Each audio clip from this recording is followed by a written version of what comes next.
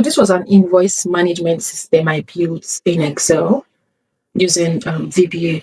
So this was built to avoid people entering data manually into the data base. So when you click on this new invoice, it pops up a form for you to fill.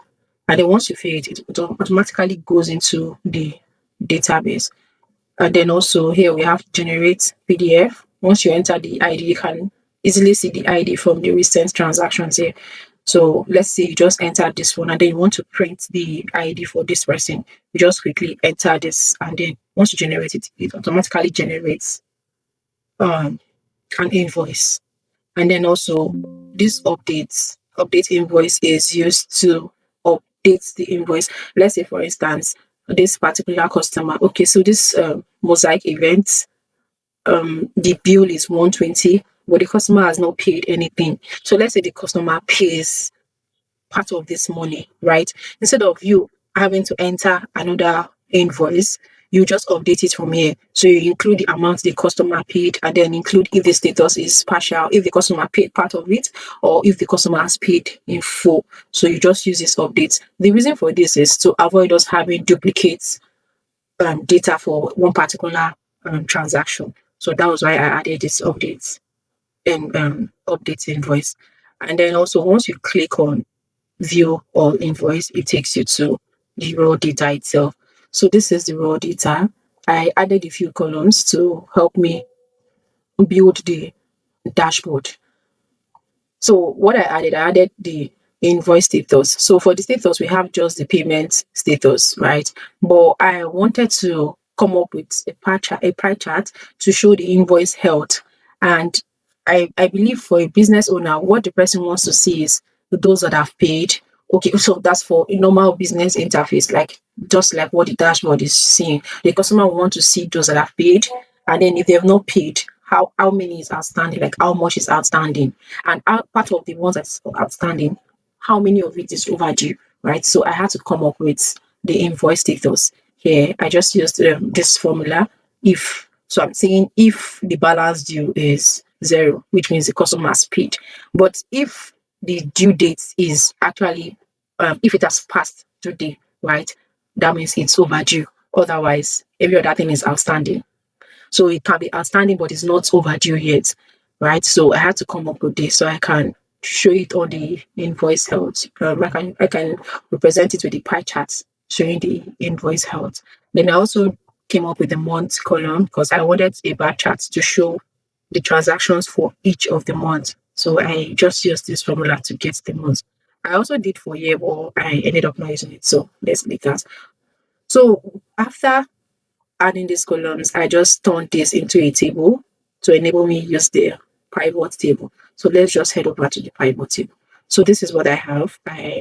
These are my KPIs, the paid invoice, and then also the total invoice. And then we have the sum of balance due is the outstanding. And then for the overdue, so this particular ones, I just used the pie chart. I used the pivot table. So for the amount, I just dropped it on the value and then it gave me the sum. But for paid, I also used the amount, but this time around I had to use the payment status. I dropped it on filter and filtered for just paid. And then I also did the same for, okay, I just paid. I think that's all. And so for the balance due, I summed up the balance due. That's the outstanding. So I couldn't use the pivot table for the overdue, right? Because it's not a status. Anyone can select manually. For the status, we have just paid, unpaid, and partially, but the overdue wasn't there. So what I used was the sum ifs. So in plain English, what this formula is saying is that it should add up all the balance due amounts where two conditions are true at the same time. So the first condition is the due date must be earlier than today, and then the second condition is the payment status must not be paid. So that is what I did for this. And so if, let's say for instance, if a client still owes you money and their due date has already passed, that amount gets added to the overdue total, right? So every day this number updates on its own because it uses today, which always reflects the current date.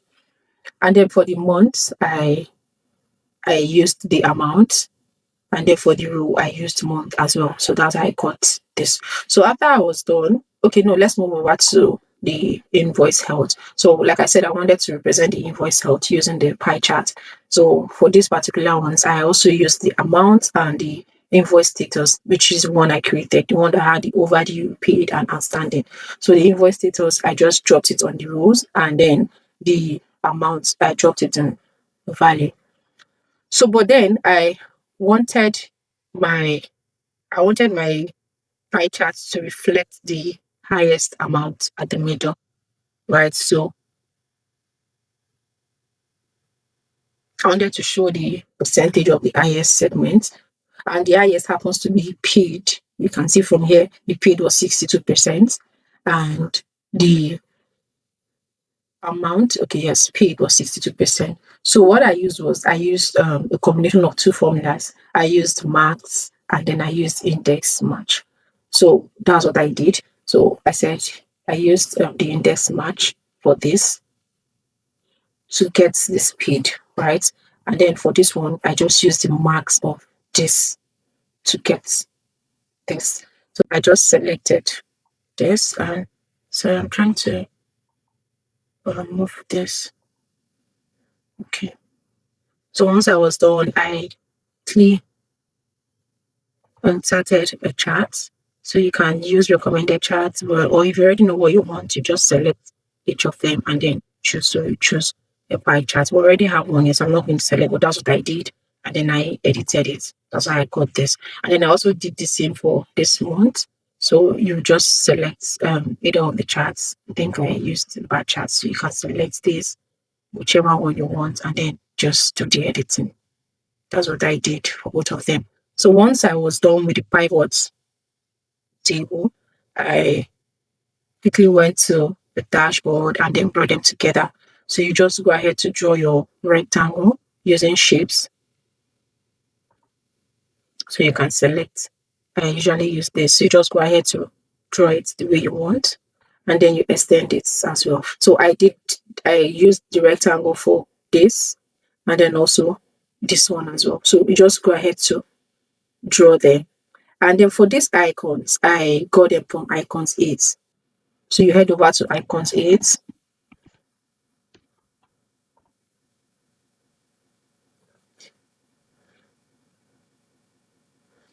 So you can easily just search for the one you want here. You can just say, let's say invoice.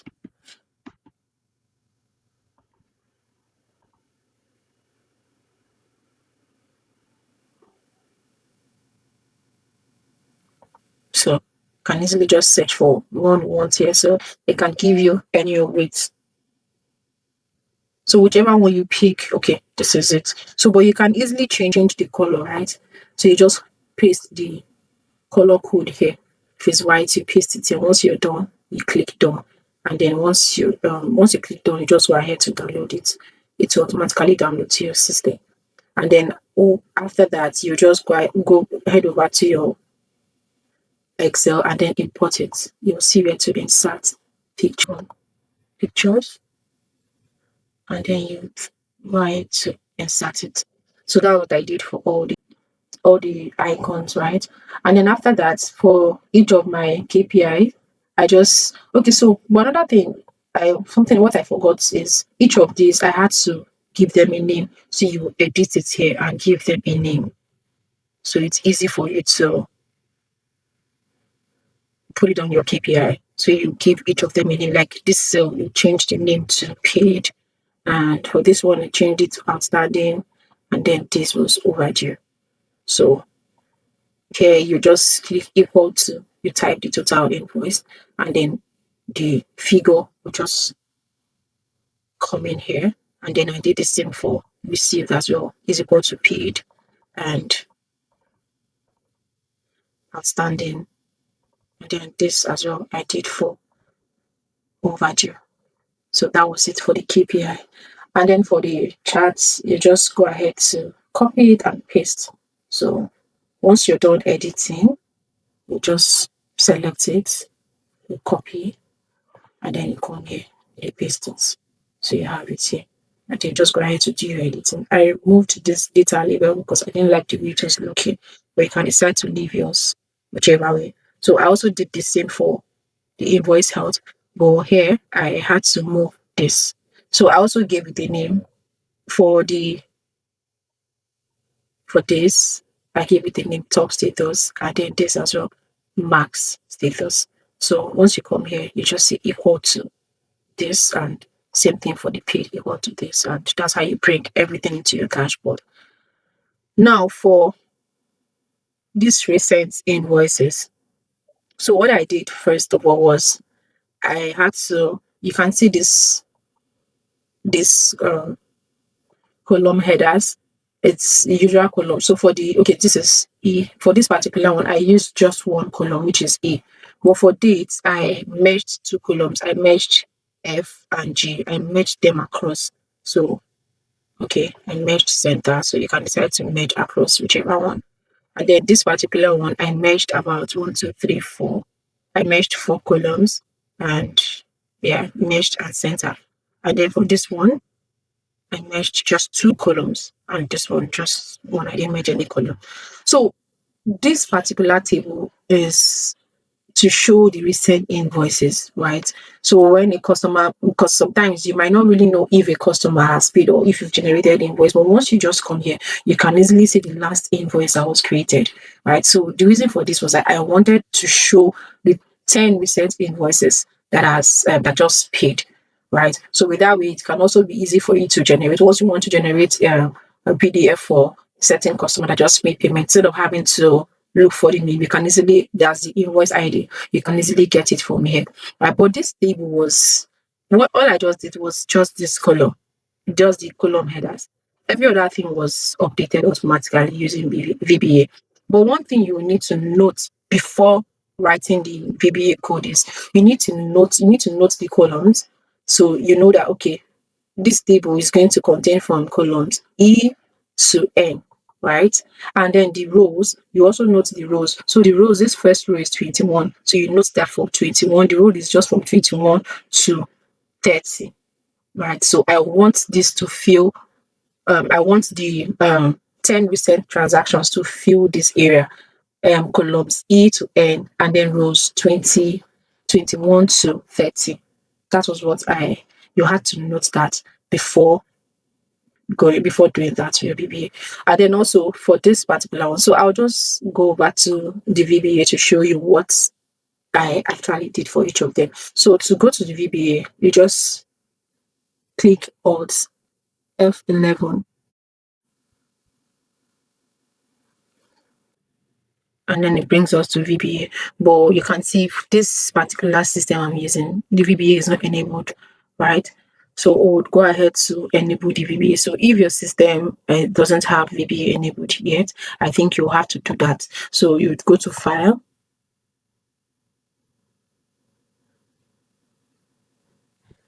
and then when you go to File, you would go to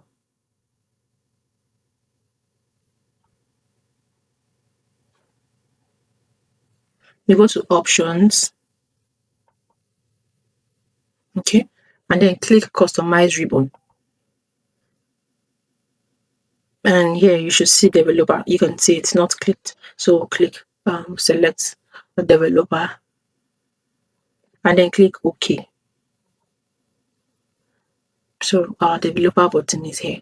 So to select it, you can see macro security. You click on it and then it's saying disable all macro. So we don't want it disabled, we want it enabled, right? So say enable all macros.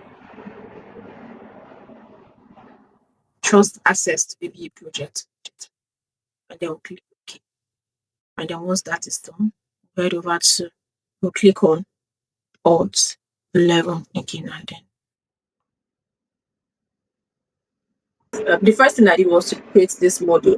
And let's just say this model is the instruction manual for all your buttons. So every button on the dashboard has a piece of code inside here that tells Excel what to do when it is being clicked. So you can see, for instance, now let's say, okay, so this one populates recent invoices. So this is one that controls our dashboard. the one that shows the recent invoice. You can see I told you to note your columns. It started from column E and ended at column N. And then this particular one, it's the one that controls the new invoice form. And this one generates invoice, update invoice, and then just like that. So this is what controls everything, most of the buttons, right? So this is it. And then after that, I went ahead to create forms. So I'll just show you one of the forms. So, okay, let's use new invoice form. So we'll go ahead to view the code. So this is the new invoice code. So first of all, you will create the form, right? And to create the form is very simple. You just go ahead to insert and then you click on user form. So once you click on user form, this is it. So for labels for the field name, so here we have label. So you click on label, you draw it. That's what I use for the field name. The ones that say the client name, amount, status, and so on. That's what I used. And then for the ones where you type the information, right? I use text boxes. So we have text box here. So you just go ahead to add text box. So that's what I used. So where you type your information. But before you go ahead to do this form, right, you need to have like a mock-up of what you want your form to look like, right? I had to do mine. So you say, okay, you want, if it's going to be 5 buttons, right? You would have like a mock-up visual representation of what you want it to look like before you go ahead, so that you can easily resize it, right? So you can resize the width. If you feel this is too small, there's a place for the width. You can resize the width and also the height. Yeah, the height. So you resize it to your desired size before you go ahead to do all of this. So label 1 is used for the field names, and then this particular one is used for where you type the information. And then lastly, I use the combo box for the drop down. Okay, no, that's not the last one. Here we have the combo box. Yes, so this way I used for the drop down. So you would also have to select the form and all of that. So this is what I use for the drop down. That's for the payment status that had paid, unpaid, and all of that. So this was the one I used. And then the last one is the command buttons. That's what I used for save and cancel, right? So the command button should be here. Okay, yeah, so this is it. This is what I used for the save and cancel. So you'll have 2 of it, one for save and then the other one for cancel. So that was what I did for all the forms. So after which once you're done with the forms, you have to double click. So once you double click it, it will open this code window, So this is where you will tell the form what to do when someone clicks save. It would eventually read each field and then also takes it to the database, right? Database sheet. So it writes each piece of information into the correct column. Like the invoice ID goes straight to the invoice ID column, and then the date goes to just like that. So this is basically where you put all the code. And then the good part is you don't really need to know how to write all these codes, right? Claude can actually help you. Just be sure you know what you want to do, and then tell Claude, just give it a good prompt that you want to write a code to tell your forms what to do and all of that. So Claude would eventually, but before you do that, you had to give you the necessary information like the columns and everything about the data, right? And then just tell it what you want. It will definitely help you generate the code. So this particular one is what will control just this form that we created, unlike the module that controls everything. So this one, you will do it for each of the forms. So if you're going to create 5, because if you can see my forms here, we'll have one for generate PDF, we'll have another one for new invoice, and then this for updates the invoice, right? So I did this for all of them. After creating the user forms, you double click and then you type in your code to control it. So that is for the user form. So you do it for all the user forms, right? Now for this table that shows the recent transactions, that's the 10 recent transactions. This was what I did. So instead of going to the model to type, although there's also a code there in the model, right? But just like what we did for the user forms, we created user form and then we also double click to write a code for it. But this time around, there's no button for this, right? So we're not creating any user form. So what you're going to do is, so I would just go directly into the dashboard sheet. I just went straight to the dashboard sheet. Okay. So, and then I added this code. So I clicked on this dashboard sheet and it opened this code window, right? So I added what is called the worksheet activate event. So in simple terms, this means every time someone clicks on the sheet, Excel automatically runs this code. The code goes to the database sheet. It reads the last 10 rows and it fills the table on the dashboard instantly. You don't have to click any button and you don't have to refresh anything. So the moment someone updates, maybe you either entered a new invoice or you updated it, it's automatically update. I believe you saw it at the beginning of this video. So this is where that code lives. And like I said earlier on, you have to note, for you to be able to achieve this, you have to note the columns and also the row it started. So that is it for this. You're done writing, you're supposed to save it and then you just return back to your Excel. And once you come back here, it will automatically update. You don't need to refresh anything. So to apply the conditional formatting to the status column, here's exactly what I did. So I first of all selected columns and then I went to conditional formatting and then you click on new rows and here you select format only cells that contain, and then here you select, of course it's already selected, you select the cell value and here you select equal to, and then here you just type page. Then click on format. So for the format, you go to the field and then select the color you want. Let's say you want green, you select green and then you type OK. And then once you're done, you go back and select new rule again. You do it for the 3 of them. But I'm not saving it because I don't want to change what we already have. So I'm just going to clear and cancel. But yeah, that's how you achieve this. So for these buttons, what we just did was to write it in the VBA. You need to create the button here. It's already there, but you need to create the button and then assign each of them to the macros. So this is what you have to do. You would insert a rectangle. Okay. Let's use this. So I'm just going to do, so this is it. And then we would assign macros to it. So you can see our forms here. We have open, generate PDF, we have invoice record, which is this one, and then we have new invoice. So let's just assign new invoice to it. We already assigned it to it, so we'll give it a name and so edit the text and give it a name. So let's call it new invoice. And then this is it. So you can decide to change the color. So for me, you can see the button, the outlines are not obvious. So I kind of hid everything. So let's format the shape. Let's bring it out here. So for the outline, I said no fill. All right. And for the line as well, okay, no line.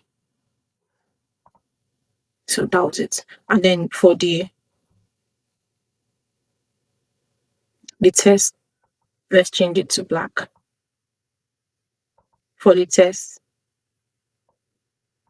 I'll change it to black. Let's use black.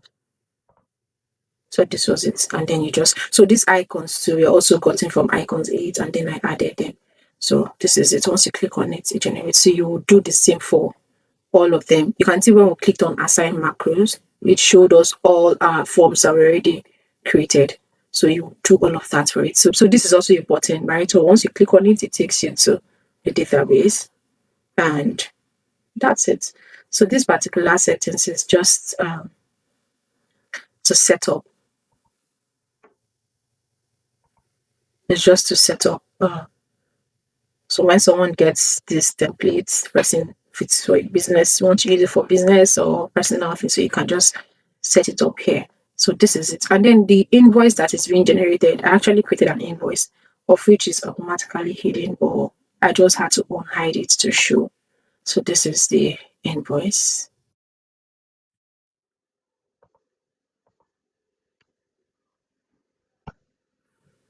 The two charts that were used in this dashboard is actually a column chart. Please, it's not a bar chart. This is a column chart. And then this is a donut chart, not a pie chart. So I noticed at some point in this video, I refer to it as a pie chart, which is a mistake. So yeah, this is what we have. This is what the dashboard looks like. It's very simple. Like I said, for the codes, for the VBA code, you don't need to stress yourself. You can, provided you understand what the VBA is all about, provided you understand how it works and everything, and what you want to achieve, you just give Claude a nice prompt and trust it to generate a good code for you to use. And that was how I built this invoice management system in Excel using VBA.